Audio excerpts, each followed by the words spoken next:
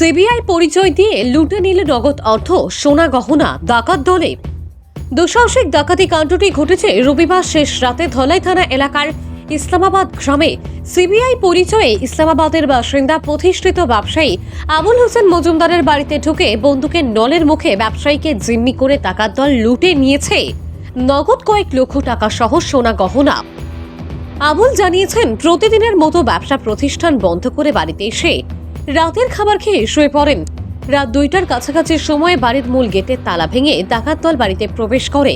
CBI পরিচয় দিয়ে ঘুম থেকে তুলে বন্দুকের নালের মুখে তাকে জিম্মি করে নেয়। 15 থেকে 20 জনের ডাকাতের দল একে একে গৃহের সবগুলো দরজা ভেঙে গৃহে প্রবেশ করে। বাকি সদস্যদের বন্দুক ও অন্যান্য অস্ত্র দেখিয়ে সোনা দানা টাকা পয়সা সব দিয়ে দিতে বলে, অন্যথায় সবাইকে মেরে ফেলার হুমকি দেয় ডাকাত দল। ভয় ডাকাতদের হাতে চাবি তুলে দেন আবুলের স্ত্রী সরলা বেগম মজুমদার। ডাকাত দল আজমানি থেকে নগদ কয়েক লক্ষ টাকা সহ সোনা গহনা লুটে যাওয়ার সময় ব্যবসায়ীর গাড়িটিও সঙ্গে নিয়ে পালিয়ে যায়। ডাকাত দল চলে যাওয়ার পর আবুল তার প্রতিবেশী লোকজনদের ডেকে তুলে বিষয়টি অবগত করান। প্রতিবেশীরা বাড়ি থেকে 500 মিটার দূরত্বে আবুলের ব্যক্তিগত স্করপিও এন গাড়িটি দেখতে পান। ডাকাত দল চাবি সমেত গাড়িটির সামনে রেখে পালিয়ে যায়।